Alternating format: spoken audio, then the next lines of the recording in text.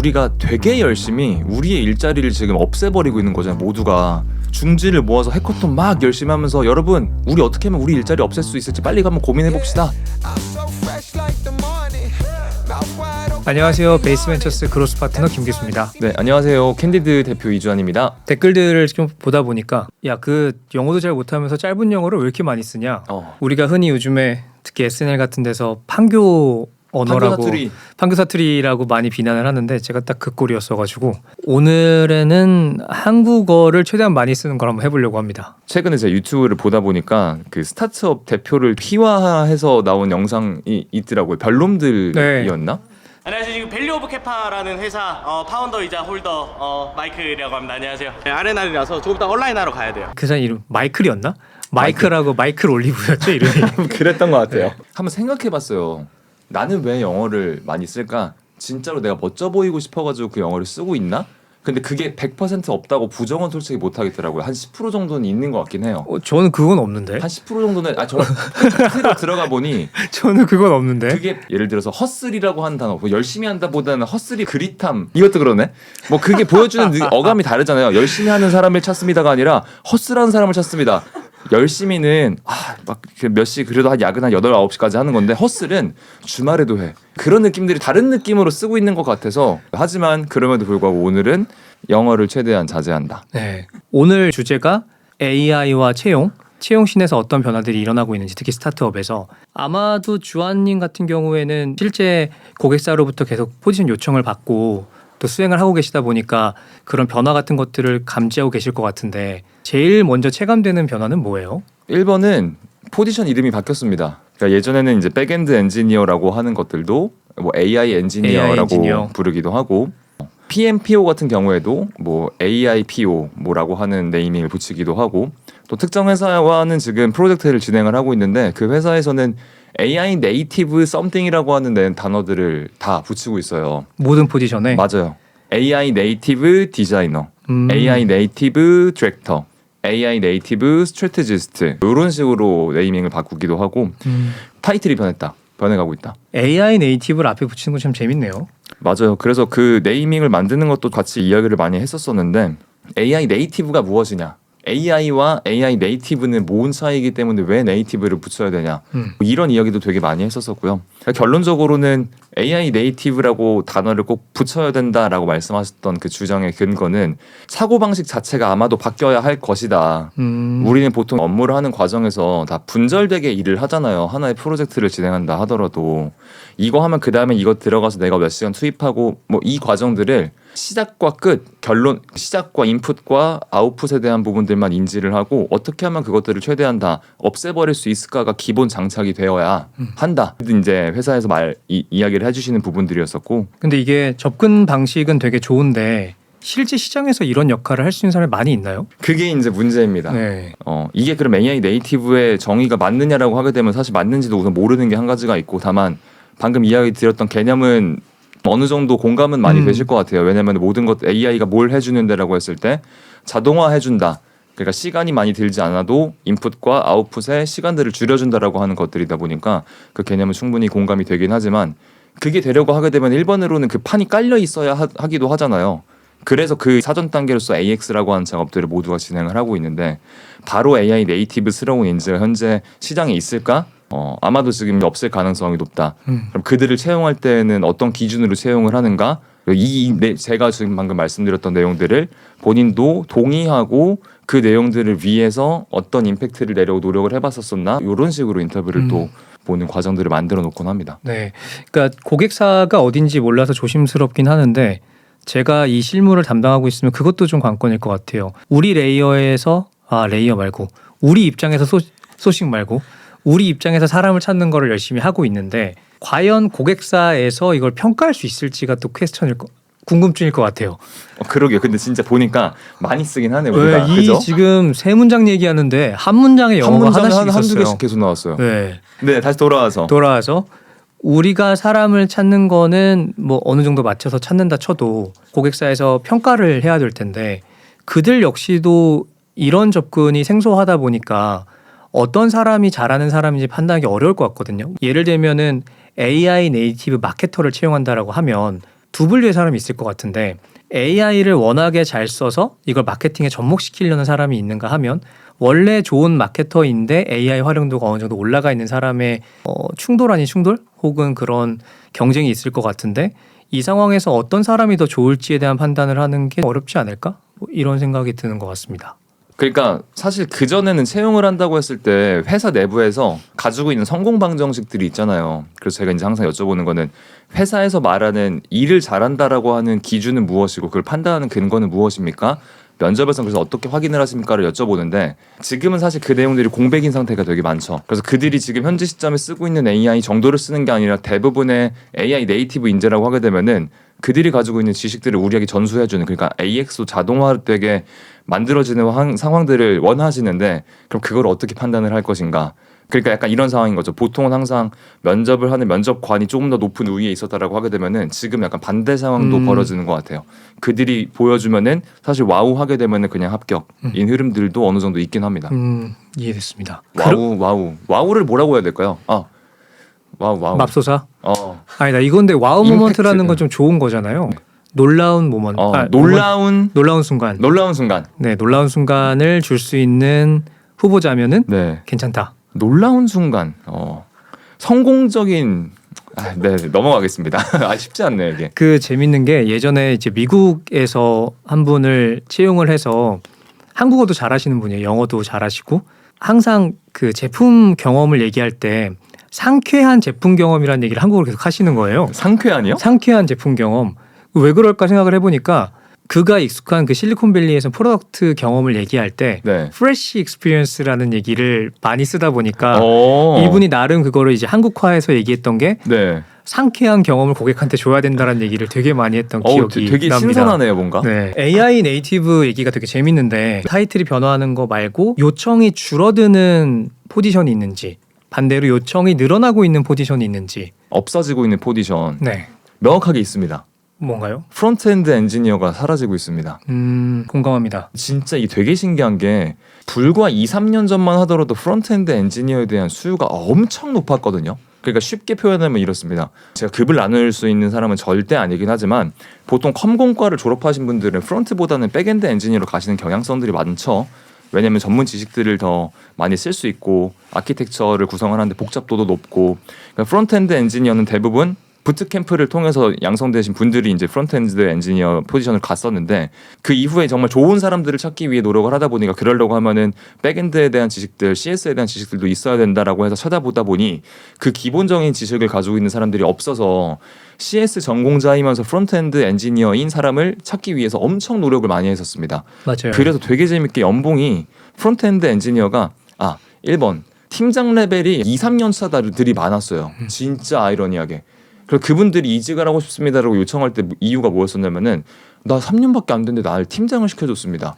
내가 뭘 해야 될지 솔직히 모르겠어. 나 그냥 난 좀 배우고 싶어요라고 하는 게 되게 많았었고 연봉이 그래서 잘하시는 분들은 진짜 높았었어요. 그 당시에 이제 개발자들이 이직할 때 한 20에서 25% 올라간다고 했었는데 정말 많이 오르는 분들은 프론트엔드 엔지니어는 50%씩 올랐습니다.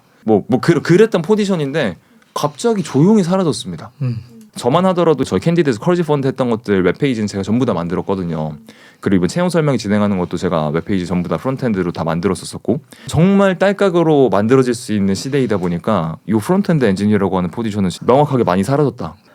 이들의 어떤 프레젠스가 좀 존재감이 줄어드는 이유 중 하나는 디자이너들이 그 영역을 좀 치고 들어오는 것이 좀 있다고 생각을 하고 있어요. 그렇죠. 디자이너분들 네. 같은 경우에는 기본적인 HTML에 대한 이해가 원래 이해도가 그 전에도 있으니까. 있으셨었고 말씀드렸던 것처럼 프론트엔드에서 구현을 한다고 했을 때 너무 깊은 부분이 아니라 좀 이제 얕은 부분이라고 하게 되면은 그 피그마로 만들었던 와이어프레임 이런 것들을 맞아요. 바탕으로 구현을 하는 거니까 그 구현 이 문서대로 구현의 조를 프론트엔드 엔지니어 대신에 커서라든지 V0라든지 여러 가지 같이 대신해 줄 수 있다 보니까 네. 그럼 프론트엔드 엔지니어들은 뭘 하셔야 될까요? 그러니까 보통 이제 PO 분들이나 백엔드 엔지니어 분들 같은 경우에는 그들이 맡고 있던 내용들의 무게감이 좀 크다 보니 전환이 되게 지금 좀 자연스럽게 흘러가고 있는 것 같거든요. 프론트엔드 엔지니어에서 가지고 있는 이 직무의 전문성이라고 하는 게 너무 대체가 좀 쉽게 돼버리다 보니까 이분들은 뭐를 기준으로 영역을 넓혀나가야 될까? 단기적으로 떠오르는 정답이 없어요.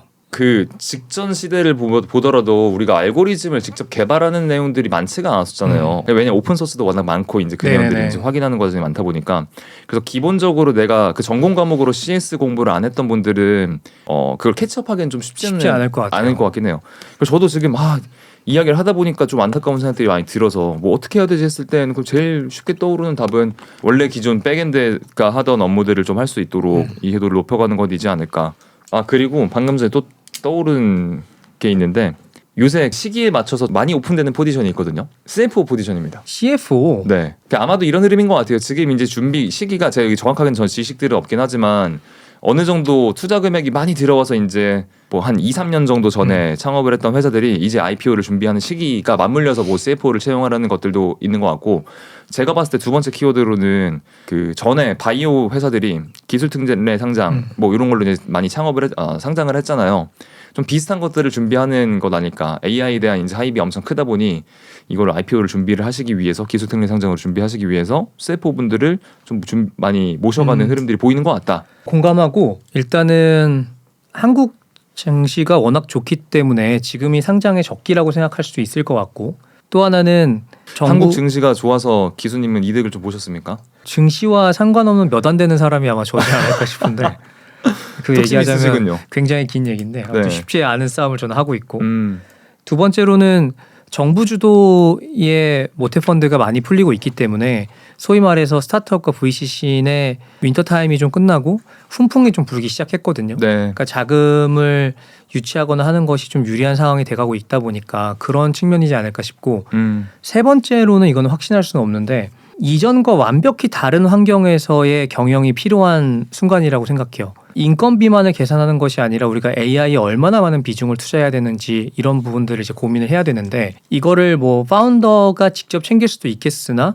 재무 전문가 영입을 통해서 좀 비용 관리를 하려는 판단이 있을 수도 있겠다 이런 생각이 좀 드는 것 같고요. 맞아요. 제가 얼마 전에 좀 이제 무거운 CFO 분이랑 만나가지고 식사를 좀 했었었는데 어느 정도 투자를 해야 될 것인가뿐만 아니라 실제로 들어오게 되면은 일하는 환경 자체가 다 바뀌는 거잖아요. 인간을 관리하는 게 아니라 토큰을 관리해야 되는 건데 그 효율적인 토큰 사용이라고 하는 것은 무엇일까? 어디까지는 가능하다라고 보아야 할 것인가? 그러면 그러한 문화들은 어떻게 만들 것인가? 풀었다가 언제 조일 것인가? 뭐 이런 고민들도 많이 하시는 것 같더라고요. 근데 이것도 사실 이제 그 전에 해왔었던 만들었던 완성본이라고 하는 건 없다 보니까 그 내용들을 또 기획을 하고 계시는 것들을 보면 좀 재밌었습니다. 그 토큰이 참 재밌는데 어느 부서에 어느 정도의 토큰을 할당해 줄 것인가 네. 이런 퀘스천도 좀 있다고 하더라고요. 맞아요. 근데 이거를 누가 판단할 수 있을까? 누가 그 기준을 세울 수 있을까 싶은 생각도 들어요. 그러니까 무한정 돈이 많은 팀이라고 하면 네. 뭐 토큰을 어떻게 분배할지에 대해서 좀 너무 타이트하게 생각을 안 해도 되겠지만 그런 환경에 있는 팀은 사실 많지 않을 거고 그러면 회사 전체가 쓰는 토큰의 양을 좀 관리한다던가 그중에서 어느 팀이 어느 정도 쓸 수 있도록 좀 관리하는 것들이 필요할 텐데 네. 한 번도 경험해보지 못한 상황이기 때문에 뭐가 좋다라고 얘기할 수 있을까? 이런 생각 좀 드는 것 같습니다. 맞아. 지금은 딱 그거를 찾아가는 단계인 것 같고 그래서 얼마 전까지만 하더라도 그 되게 재미있는 채용 공고 봤었었는데 토큰 사용량이 뭐 몇억 건 이상인 사람을 찾습니다. 뭐 이런 내용들도 네, 저희 투자한 곳입니다. 그런가요? 네. 네, 되게 멋진 재밌게 팀입니다. 봤었던 것 같고 근데 벌써 이제 되게 프론티어 그러니까 앞에서 정말 AI 개발 열심히 하시는 분들 같은 경우에는 가드레일도 되게 잘 세워놓고서 효율적으로 일하는 방식들도 어느 정도 만들어가지고 이제는 토큰 무작정 그렇게 쓰게 되면은 바보이다, 돈 낭비하는 기계이다, 뭐 이런 얘기 많이 하면서 그래서 가장 이슈가 되는 것 중 하나가 오버 엔지니어링일 것 같은데 그게 되지 않을 수 있도록 최초에 뭐 요청을 하는 가이드라인들이라든가 프롬프트들은 어떻게 만들어 놓을 거야, 뭐 그런 것들을 만들어 나가는 게 1차적으로 뭐 효율성의 접근 방식이지 않을까. 생각이 드네요. 혹시 그런 포지션에 대한 요청도 많이 있나요? 크래프톤에서 나왔던 채용 공고 중에 포지션 이름이 아마 AI 뭐 PS 프로블럼 솔버 이런 네. 식이었던 것 같은데 이 사람이 해야 될 일은 각 팀을 돌아다니면서 자동화할 수 있는 거 자동화하고 더 효율적으로 운영할 수 있는 것들을 더 효율화하는 것이 이 사람의 이제 업무였어요. 예를 들면 재무팀 가서 수기로 작성되거나 손이 많이 가는 일 같은 거 자동화시키고 이런 일들을 이제 했던 사람인데 네. 저는 그걸 보고 근데 이런 사람은 어디서 내려오지? 이런 고민 잠깐 했던 적이 있었어요.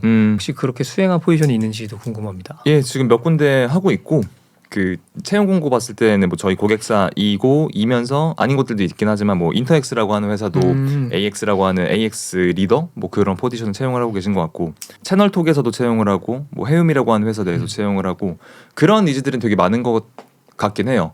근데 말씀하신 것처럼 그걸 잘하는 사람이 누구야라고 하게 되면은 개발을 잘하는 사람이 AX를 제일 잘해는 아마 아닐 거고 그들도 거기에 대한 이제 인지는 된 것 같아요. 왜냐면 지금 누가 AX를 되게 잘해라고 하는 정의가 안 내려져 있는 상황에서 예상을 해보면은 AI가 뭘 도와줘라고 하게 되면은 만들어져 있는 프로세스를 인식해서 문서화할 수 있고 그 내용들을 요청해서 축약시켜주는 과정들이다 보니까 되게 컨설테이티브한 사고력을 가지고 있는 분이지 않을까.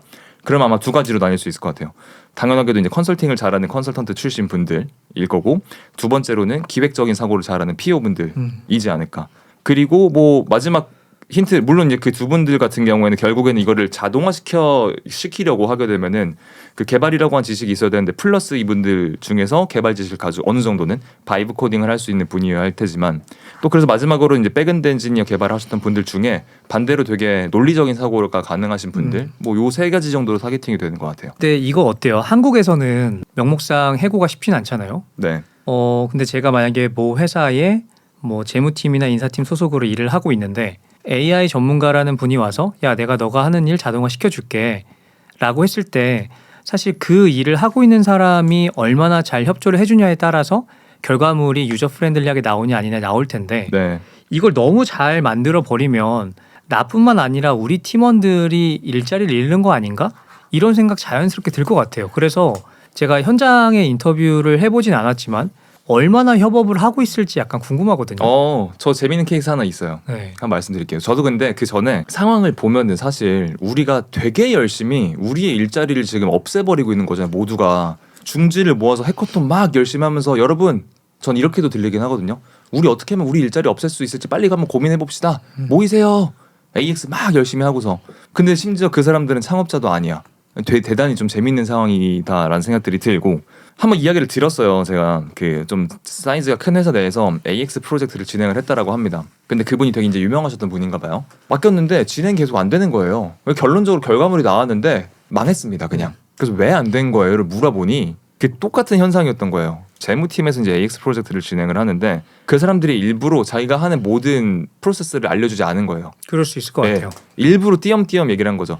아까 제가 얘기했던 것처럼 많은 사람들이 지금 적극적으로 야 우리 일자리를 없애버립시다 이러고 있는 와중에 그들은 진짜로 좀 두려움을 느끼고 있는 나머지 일부러 그 내용에서 프로세스를 띄엄띄엄 알려드리고 실제 결과물을 돌려보니까 문제가 계속 발생하고서 우리가 이제 휴먼 인 더 루프, 휴먼 온 더 루프라고 말하잖아요. 그러니까 AX를 한다고 하는 건 휴먼 온 더 루프 그 반복하는 과정들을 관리 감독만 할 수 있게 만들어주는 건데 사람이 없으면 안 되는 휴먼 인 더 루프 정도까지만 만들게 그들이 의도를 기획을 해버린 거죠. 그래서 기술적으로 그 내용들을 구현할 수 있다라는 것과는 다르게 되게 현실적으로 현장에서는 그걸 두려워하는 누군가가 있다 보니 의도적으로 방해하고 있는 것들도 분명 있다. 그게 그럴 수밖에 없는 게 사람들이 AI를 얘기할 때 내 일자리는 안전할까에 대한 생각들을 많이 하게 되잖아요. 그렇죠. 그러다 보니까 뭐 그 사람이 꼭 나쁜 의도가 있어서라기보단 그냥 생존을 위한 본능을 갖고 있는 인간이 자연스럽게 좀 그렇게 반응을 할 수밖에 없지 않을까 싶은 생각도 드는데 결국에는 속도의 문제지 대체가 되지 않을까 싶긴 합니다. 네, 그러니까요. 근데 좀 이게 아이러니한 게 그럼 속도의 문제이다. 어차피 그 미래가 올 것이기 때문에 가장 빨리 오는 게 최선이다라고 말하는 것도 사실 되게 어렵잖아요. 모든 사람들이 그 연관돼 있는 게 나의 가족의 생계와 연관돼 있다 보니까 참 두려운 이야기고. 제가 그래서 몇 가지 그 통계들을 찾아봤었는데 뭐 SQ 매거진이라고 하는 곳에서 이제 예상을 했는데 26년도 말 그러니까 올해 말까지 전 세계에서 일자리가 85만 개 정도가 사라진다라고 합니다. 안 뽑잖아요, 지금 잘. 이거 관련해서 좀 재밌는 게 한국에서는 조금 덜하긴 하는데 미국에서는 요즘 팀들의 역량을 평가할 때 인단 생산성이라던가 인당 매출액 같은 것들을 따지기 시작했거든요. 네. 다른 팀 대비 높지 않다라고 하면은 이 팀은 AI를 제대로 활용하지 않고 있다라는 어떤 판단들을 하는 기조가 생겼기 때문에 파운더로 하여금 채용을 최대한 덜하게끔 사고가 계속 흘러가는 것 같고 자연스럽게 한국에 있는 창업자분들도 어떻게 하면 팀원을 덜 뽑을까? 그리고 적은 인원으로 어떻게 하면 더 많은 일을 해낼까에 대한 고민들을 많이 하는 것 같아요. 그래서 아마 고용의 형태가 좀 바뀌지 않을까. 저희가 그래서 뭐 프리랜서 형태로서 이제 업무를 하거나 제가 그 얼마 전에 링크드인에다가 재미있는 글을 하나 썼었는데 미국에서 오버임플로이드라고 하는 현상이 벌어지고 있다라는 글을 썼는데 그게 합법은 아닙니다. 근데 정규직으로 한 4-5군데 회사를 다니고 있는 거예요. 물론 AI라고 한 도구가 발생하게 되면서 나한테 주어진 업무를 뭐 한 20% 힘만 들여도 수행을 할 수 있다 보니까 그래서 뭐 좀 재밌는 이야기들이 좀 더 나올 수 있지 않을까. 네, 뭐 그런 생각들을 하고 있습니다. 관련해서 또 재밌는 생각 중 하나가 미국 같은 나라는 해고가 쉬우니까 그럼 AI 변화라는 어떤 명목을 두고 좋은 이유를 두고 조직을 계속 슬림화 시키잖아요. 근데 생각해보면 메타라는 좋은 직장에서 고연봉을 받던 분이 해고가 됐을 때 밥벌이를 할 수가 없을 텐데 이 사고가 연쇄적으로 일어난다고 하면은 그러면 누가 세금을 내고 누가 소비를 하지라는 퀘스천이 다시 생기게 되잖아요. 근데 메타에서 해고되신 분은 금방 이직 잘하지 뭐 않을까요? 그럴 수도 있는데 네. 근데 그 말하려고 하는 요는 그래서 실업자 수가 점점 많아지면 많아질수록 회사가 부담해야 되는 법인세는 다시 오를 거라서 결국 똑같은 일이 발생할 것이다라는 얘기도 있더라고요. 그러니까 인건비로 줄인 것이 법인세가 오르면서 어쨌거나 국가라는 형태를 유지를 해야 되니까 돈을 벌고 있는 기업들에게는 계속 세금을 뜯어갈 거고. 그래서 이제 기업들은 전부 다 텍사스를 가겠죠. 뭐 그렇게 되거나.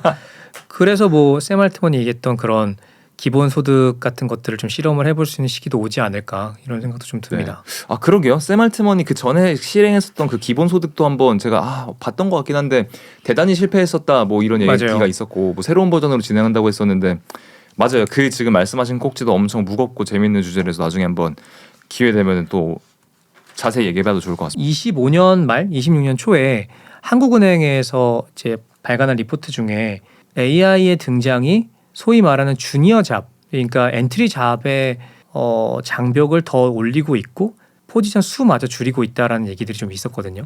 저도 그 동일한 기사 봤습니다. 네, 그러면 이제 우리가 AI 시대의 신입들은 도대체 어떻게 잡을 잡아야 되는가, 어떻게 준비해야 되는가 얘기를 좀 해봐야 되는데. 이거 진짜 네. 진짜 너무 어려운 문제예요. 이거 저도 그 수치를 몇 개 봤는데 이 더 무서운 거는 이제 26년도도 아니고 이제 24, 25년도의 수치인데 그 대기업 정규 신입 공고가 43%가 감소했다고 합니다. 이사 이후에 43%가 감소했대요. 그러니까 이게 좀 충격적인 숫자다라는 생각들이 되게 많이 들었고, 근데 IT 통신 업종에 한해서는 899개 한 900개 정도 나오던 TO가 290개로 줄었답니다. 이야, 많이 줄었다. 그렇죠. 정말 많이 줄었죠. 그리고 이게 명확하게 스타트업 씬 내에서도 보이는 것 같아요.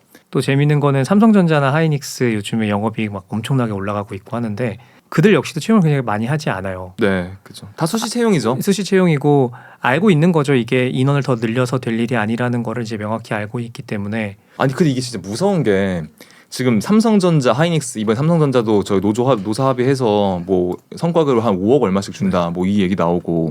그러니까 이런 너무 그 큰 임팩트를 가지고 있는 기사들이 나오니까 와, 내 주변에 누군가는 어쨌든 삼성과 하이닉스는 공채 신입들을 뽑긴 할 테니까 어떤 포지션은 들어간 사람들이 분명 있을 거란 말이죠. 그럼 걔랑나랑 비교가 될 거란 말이에요, 무조건. 야, 그 친구 이번 들어가가지고 그래도 몇십 프로 받으면 연봉 한 4억 정도 될 텐데 나는 3,500만 원이야. 내가 여기서 한 10몇 년을 일해야지 제가 1년 동안 이런 걸 받겠네? 그러니까 그 내용들이 너무 크게 와닿을 것 같아서 너무 안타깝더라고요, 진짜. 근데 더 안타까운 게 뭐냐면은 그러면 이제 신입분들은 어떻게 해서 더 노력을 해야 될까? 여기에 본질이 뭐냐면 결론적으로는 포지션들이 더 많이 나와야 되는 거이잖아요. 네. 근데 포지션이 줄어드는 거는 그냥 우리나라뿐만이 아니라 전 세계적인 흐름인 거고 이게 자연스러운 흐름인 건데 이거를 반대로 무언가를 눌러서 막는 식으로 예전에 이제 국가에서 공기업 채용을 늘리기 위해서 공기업 일자리 더 늘린다 뭐 요런 이제 요식행위가 아니라고 하게 되면은 막을 수가 없는 거예요. 그러니까 일자리가 줄어드는 거는 자연스러운 현상이고 어쨌든 현재 시점에 그들이 들어갈 수 있는 관문은 정해져 있고 경쟁이 엄청나게 심화된 거는 사실이다 보니까 너무 안타깝더라고요. 그럼 신입을 뽑을 때 뭘 기대해야 할까? 기업에서는 안타깝지만 솔직히 없습니다. 한 가지 문장을 제가 뽑아봤거든요. 빠르게 시니어가 될 수 있는 능력입니다. 이 뭔 의미냐면요. 너무 심플한 개념이긴 하지만 다 정리했을 때 AI를 잘 쓰는 사람은 어때? 라고 하게 되면은 AI한테 되게 좋은 맥락들을 전달하고 그러니까 내가 이걸 왜 하는지에 대한 이해도가 되게 많이 있어서 그 모든 것들을 이제 프롬프트에 잘 넣고 걔가 결과물을 줬을 때 야, 이거 괜찮긴 한데 요런 포인트 너 한 95점 정도야 이건.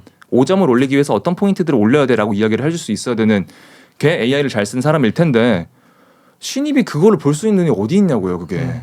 AI를 잘 쓰는 게 만약 그거라고 하게 되면은 회사 내에서는 만약 채용을 했을 때 신입에게 기대하는 거는 너 빨리 그런 눈을 가질 수 있도록 올라가. 빨리 성장해.인데 그러면 사실 네 그게 참 이게 되게 아이러니한 거예요. 그 신입에게 기대하는 게 시니어다. 빨리 시니어가 되는 것이다. 그래서 뭔가 도움이 되면 좋겠다는 생각에서 그런 인턴십 같은 것도 만들고 있는데 장기적으로는 이들이 본인들이 만족할 만한 수준의 어떤 포지션을 잡도록 해야 되는데 어떤 조언을 주면 좋을까 이런 궁금증이 계속 있습니다. 맞아요. 저도 그래서 생각을 좀 해봤는데 한 3가지 정도를 얘기를 할 수 있을 것 같아요. 뭐 이것도 오. 첫 번째로는 AI 많이 써봐라 우선. 네. 근데 AI를 어떤 방식으로 써야 되냐라고 하게 되면은 제품을 만든다. 내 진짜 제품을 만든다라고 하는 생각으로 한번 AI를 많이 써봐라. 그리고 그냥 그거를 만들어서 끝이 아니라 실제로 예를 들어 제품이 존재하는 이유는 생산성에 영향을 주거나 수익이 되거나 뭐 2가지 중 하나일 것 같은데 거기까지도 넘어가는 연습들을 꼭 한번 해봐라. 이게 제가 말하고자 하는 2번인데 그게 결국에는 사실상 창업인 거죠. 대학생들 창업하시려고 하는 분들 강연 많이 해드리는데 그분들에게 제가 한번 물어봤어요. 여기 창업 동아리에 들어와서 의도하시는 기대하시는 바가 무엇이냐? 창업이시냐? 뭐냐? 창업을 진짜로 하고 싶은 사람은 10%도 안 되고 전부 다 그냥 한 줄 쓰고 싶으신 거예요. 근데 그 마인드셋으로 창업 그 동아리를 한다고 하게 되면 포트폴리오가 결과물이 어떻냐면은 랜딩 페이지 하나 딱 나와 있어. 들어가면 껍데기야. 근데 이거는 사실 제품 만드는 분들 보면 다 알잖아요. 이게 얼마나 의미 없는 짓을 했구나라고 하는 것도 이거 그 포트폴리오 만들려고 했구나라는 것들을 알고 오히려 회사 입장에서는 사실 그러면은 더 괘씸하거나 좀 불편하게 생각하는 경우들도 저는 있다고 봅니다. 그래서 2가지가 같은 내용이긴 한데 AI를 되게 많이 써봐라. 제품을 많이 만들어봐라. 실제 수익을 내든 생산성에 도움이 되는 내용들까지도 연결을 시켜봐라. 결국에는 임팩트를 내봐라.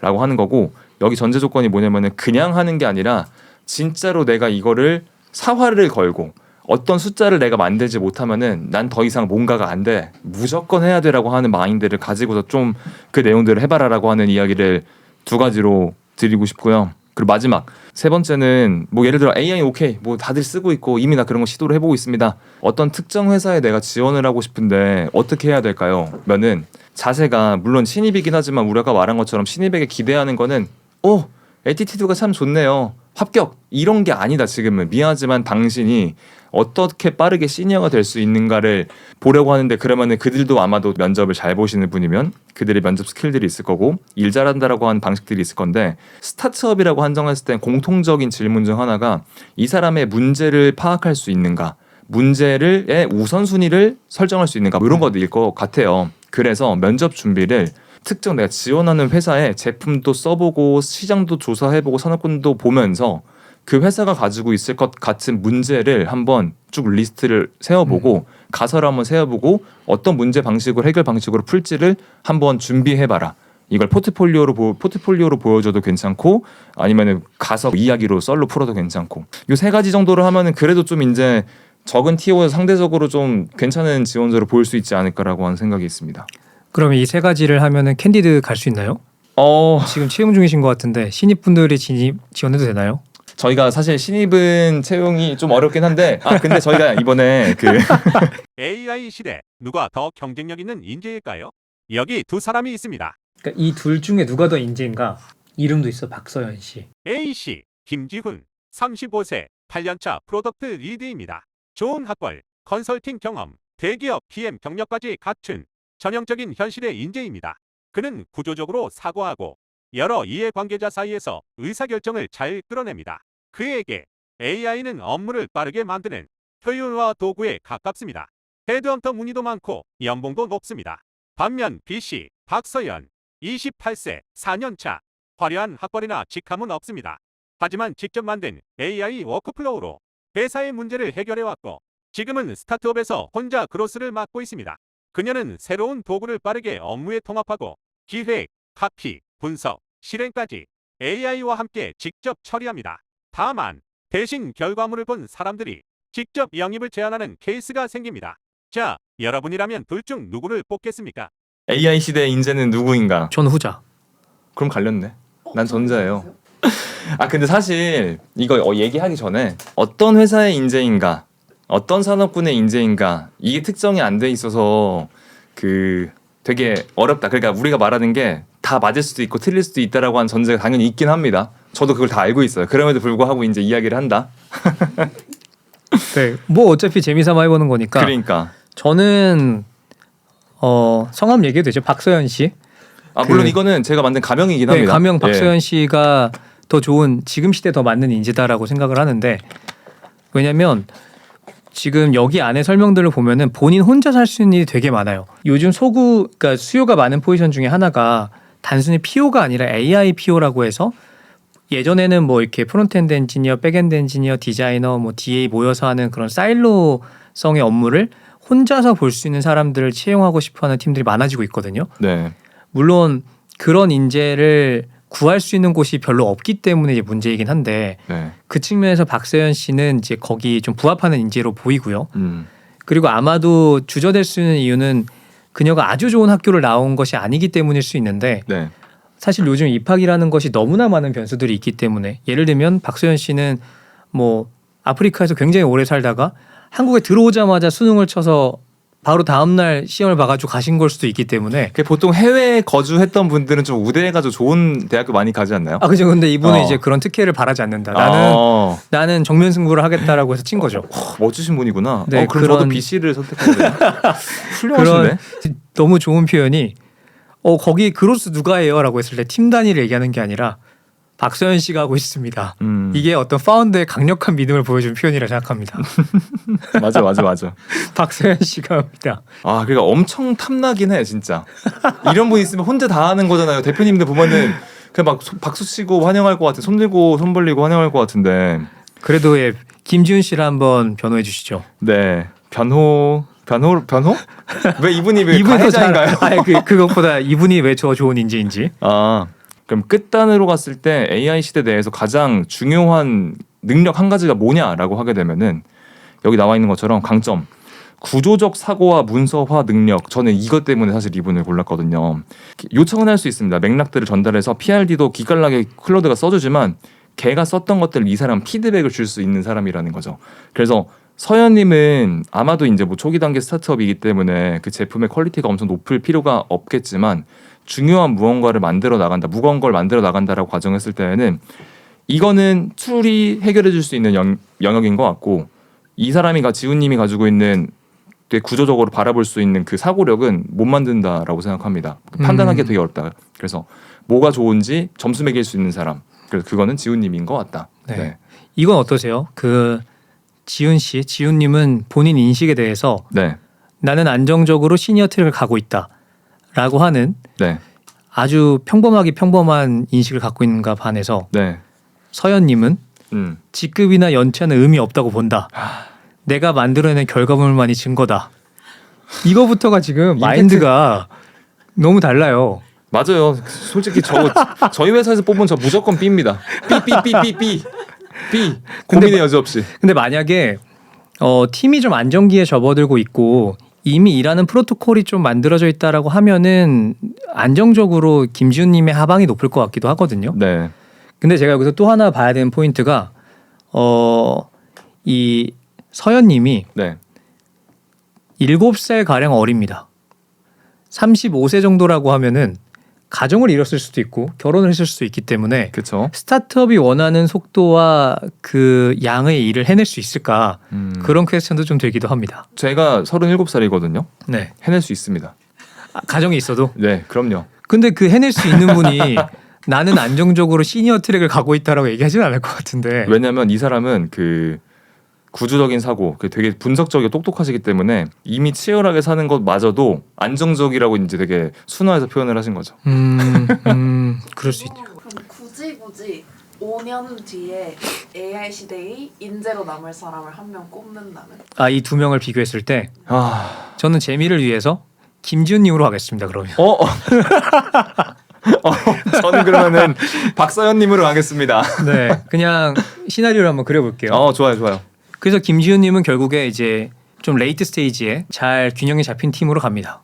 근데 AI라는 것이 5년 정도 지나면 분명히 되게 만연해져 있고 어떻게 쓰는 것이 좋다라는 기준치가 나와 있을 것 같거든요. 그래서 그가 갖고 있는 원래 똑똑한 그 스마트함 위에 AI가 접목이 되면서 상당히 강력한 효과를 내고 있지 않을까 싶고 그리고 제 추측인데 서울대 경영학과 정도 나오신 분들은 말씀을 다 되게 잘하시거든요. 커뮤니케이션 역량이 되게 좋으실 거라 추측이 됩니다. 아마도 임원이 되지 않으셨을까 싶어요. 그럼 아까 얘기로 돌아가서 잠깐만요. 말씀을 굉장히 잘하십니다. 그래서 임원이 될 가능성이 높아요. 임원들은 임원이 되기 위해 되게 중요한 능력이 말솜씨와 그 화술이라고 말씀하시는 겁니까? 뭐 욕을 먹을 수 있지만 저는 그렇게 생각합니다. 특히나 레이트 스테이지 팀에 갔는데 말씀을 잘 못하시면 기회를 받기 어려울 거다라는 생각이 좀 들고요. 그러니까 이게 뭐 약장수처럼 말을 잘한다는 얘기가 아니라 말씀 이제 논리적으로 잘하신다는 건데 그러면 높은 확률로 임원이시지 않을까 싶고 아까 얘기로 돌아가서 책임을 질 수 있는 자리에 있는 사람들이 끝까지 살아남을 것이다로 돌아가면 김지훈 씨는 완벽하게 들어맞는 거죠. 그는 그런 40세가 됐고 아마도 가장이지 않을까 싶은데 그런 생각이 좀 듭니다. 저는 박서연 씨를 이야기를 드린 이유는 이제 뭐 채용의 관점에서 보는 게 아니라 그냥 진짜 말 그대로 이제 AI 시대 인재라고 하는 누가 그냥 일을 잘하고서 하는 과정일까로 가정을 했을 때 가설을 세웠을 때 결론적으로는 되게 많은 사람들이 어쩔 수 없이 TO가 줄어들기 때문에 개인 스스로 창업을 하는 과정들이 되게 많을 것 같습니다. 뭐 서연님도 이렇게 이 과정에서 회사 내에서 이제 성장을 할 수도 있겠지만 여러 가지 이유로 되게 큰 회사 내에서의 요직을 맡기에는 뭐 아까 말씀하셨던 것들처럼 뭐 좋은 학교가 아니고 뭐 그런 것들이 중요한 곳들도 많잖아요. 큰 회사라고 하게 되면은 물론 이제 서연님의 목표가 무엇인지 모르겠지만 그리고 이렇게 되게 빠르게 무언가를 만들어내고 산출물들을 만들어내는 과정이 있으면은 오히려 시리즈 B, C로 넘어가면은 흥미를 못 느낄 수도 있을 겁니다. 그럼 둘 중 하나겠죠. 계속해서 이제 앞단에 있는 회사를 가거나 본인 스스로 밖에 나가 창업을 하거나 네. 그 창업을 한다라고 하는 과정으로 이제 이 사람을 바라보게 되면은 진짜 1인 무쌍인 거죠. 그 회사 내에서 아까 말씀하신 것처럼 부서를 말하는 게 아니라 그냥 이 사람을 그로스 자체로 이제 정의를 하고 있는 사람이다 보니까 실행도 하고 엄청 빠르게 진행할 것 같습니다. 그래서 아마도 예상을 해보건데 한 2, 3년 뒤에 서현님이 지금 창업을 하고 있다라고 하게 되면은 수중에 제품이 한 최소한 한 12개 정도를 가지고 있을 거예요. 그래서 엄청나게 큰 각 제품별로 큰 돈이 벌리고 있는 건 아니겠지만 그대로 계속해서 기능들을 업데이트하거나 시장의 반응들을 보게 되면서 또 새로운 제품들을 출시를 하고 그래서 어떠한 커뮤니티나 카테고리들에게 턴키로 제공할 수 있는 이런 템플릿들을 만들어서 판매를 하고 있지 않을까 그런 생각들이 듭니다. 저는 높은 확률로 창업을 했을 거다라는 생각이 들고 근데 또 창업을 잘해서 좋은 회사를 키우는 건 또 다른 능력이기 때문에 재밌는 게 근데 어차피 앞으로는 그 큰 회사를 만드는 거는 필요 없다. 지금보다 훨씬 더 어려워질 거라고 생각합니다. 왜냐하면 산업 지도가 바뀌고 있잖아요. 지금 대기업이라고 하는 곳들보다 더 큰 이제 메가 기업들이 나왔기 때문에 뭐 네모라고 가정을 하게 되면은 예전 대기업이 한 이 사이즈에서 한 요만큼씩 가져갔으면 이제 메가 기업들이 절반 다 가져갔어. 대기업들이 여기서 땅덩을 이렇게 가져갔어. 우리가 올라간다 하더라도 가져갈 수 있는 파이들이 너무 적어지다 보니까 결국엔 자영업과 비슷한 창업들을 하게 될 것 같은데 그럼 서현님이 기대할 수 있는 기대 수익이 가장 높은 금액이 어느 정도이냐라고 하게 되면은 막 엄청 큰 금액이네요. 한 2, 3천만 원 정도를 달성하면 난 너무 많이 잘했어. 달에 맞아요. 그 정도의 정의로서 이제 회사를 운영을 하지 않을까. 그 관점으로만 본다고 하게 되면은 사실 다른 사람들을 더 채용을 해가지고 운영을 하고 관리를 할 필요들은 없을 것 같고 새 제품 계속 시장의 반응 보고 좋은 거 출시해주고 또 다시 키우고 안 되면 접고 또 다시 키우고 하는 과정들이면은 괜찮지 않을까. 아마도 박서연님이 제로투원에서는 특출한 능력이 있을 거로 보이기 때문에 네. 제로투원을 멋지게 성공해내고 그 다음에 김지훈님을 영입하면 됩니다. 네, 김지훈님한테 그래서 운영 전반을 좀 맡기면 이분이 굉장히 차분하게 잘해주실 거라 생각합니다. 근데 이제 지훈님은 앞 단계에 있는 회사를 오고 싶지 않아 하시기 때문에 그 오퍼를 거절하실 겁니다. 그럴 수 있죠. 조금 성장을 시켜놓고 그 다음에 이제 제안을 해야 될 것 같고 안정적으로 시니어 트랙을 가고 있는 분이기 때문에 시니어 포지션도 제안해보면 해볼 법하기도 할 것 같고. 근데 서현님이 그 지훈님을 그 바라봤을 때 오히려 답답하다고 생각할 수 있을 그렇죠. 가능성이 높아서 그럴 수 있겠네요. 물론 그 시기가 예를 들어 한 4, 5년 뒤다. 그리고 서현님도 엄청난 폭풍 성장을 했다. 조직을 바라보는 리더십의 관점까지도 있으면은 채용할 수도 있겠지만 그게 만약에 없다라고 하게 되면은 지훈님은 그냥 우리랑 안 맞는 인재야라고 생각하실 수도 있을 것 같네요. 근데 결국 이 얘기가 함의하고 있는 것 중에 하나는 1인 스타트업, 1인 창업자들이 굉장히 많아질 것이고 네. 작은 작은 규모로 운영되는 팀들이 되게 많아질 것이다 라는 얘기로 갈 수도 있겠네요. 맞아요. 무거운 주제이긴 한데 대단히 어려울 거라고 생각합니다. 그러니까 예전에 저는 많은 분들에게 창업 꼭 한번 해보세요. 그러니까 뭐 성공을 위해서가 아니라 그러니까 개인의 성장이 정말로 크기 때문에 뭐 여러 가지 의미로 저는 어른이 되어가는 과정을 정말 급속히 빠르게 경험할 수 있기 때문에라도 창업을 해보세요라고 하는데 지금은 경쟁이 지나치게 과열되고 내가 가져갈 수 있는 시장의 기회들은 훨씬 더 적기 때문에 너무 어려울 것 같고 그 창업에서 기대하게 되는 수익이 예전에 우리가 막 어느 정도 막 그 성공하면 그래도 막 한 100억, 200억에 막 매각을 한번 해보고 이 정도가 아마 아닐 것 같다라는 생각들은 듭니다.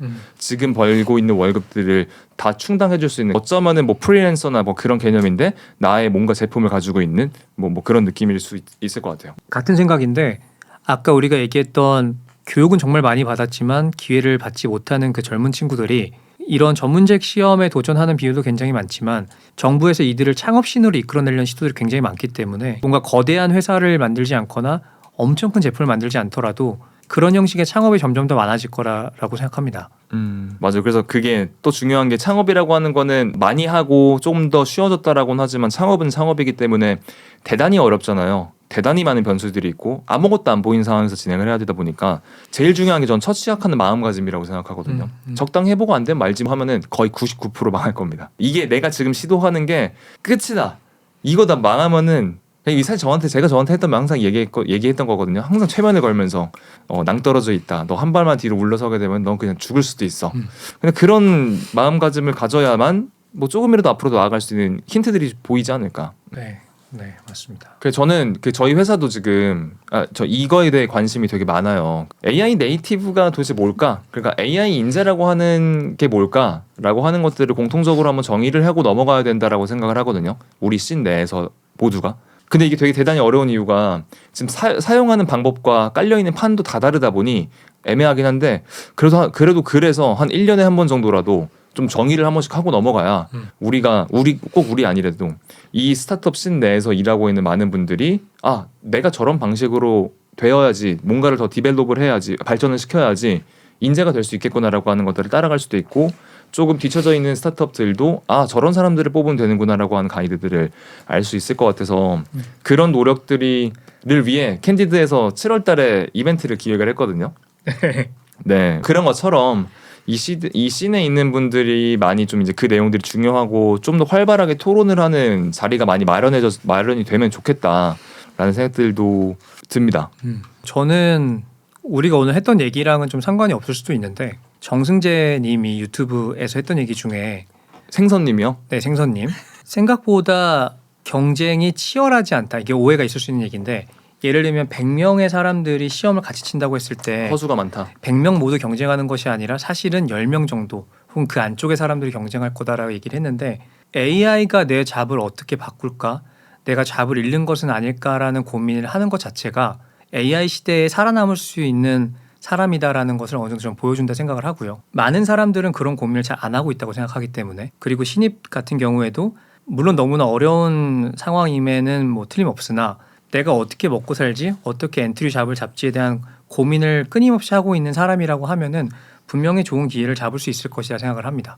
그래서 이 얘기를 하면서 생선님이 많이 떠올랐습니다. 저도 신입분들에게도 한 가지 더 덧붙이고 싶은 거는 그러니까 지금 현재의 상황은 제가 이 본질이 뭐지? 왜 이런 상황이 벌어졌지? 과연 그들이 문제인 건가? 절대 아니다. 이건 그냥 사회 구조적인 문제가 맞습니다. 이 현상이 만들어진 거는 그 누구의 잘못도 아니고 그러니까 문명이 발전을 하다 보니까 만들어진 어쩔 수 없는 사회 문제 현상이 맞는 것 같아요. 안타까운 거죠. 그럼에도 불구하고 그러면 그분들이 그 내용들을 탓해서 그들이 가져갈 수 있는 게 없잖아요. 정말 거기에 대한 정말 끝의 의지를 가지고 있으면 정치를 하셔야 되는 거고 그게 아니면은 그 나머지 정말 정치를 하게 되는 뭐 소수의 0.1%가 아니라고 하게 돼 0.01%가 아니면은 어떻게 하면 그럼에도 불구하고 내가 내 살 길을 찾을 수 있을까 조금 더 그 내용들을 더 절실하게 한번 고민해보고 치열하게 준비해보시면 좋을 것 같다. 물론 지금 모두가 치열하게 준비하시겠지만 정말 많이 도움이 뭐 좀 디테일한 방법들이 도움이 필요하다라고 하게 되면은 네 캔디드에 메일 주십시오. 제가 몇 분 선정을 해서 한번 모임을 만들어 보겠습니다. 네, 좋습니다. 네, 오늘 영상이 재밌었으면은 좋아요, 댓글, 구독 부탁드립니다. 네, 저희 인스타그램도 열었으니까 팔로우 많이 부탁드리겠습니다.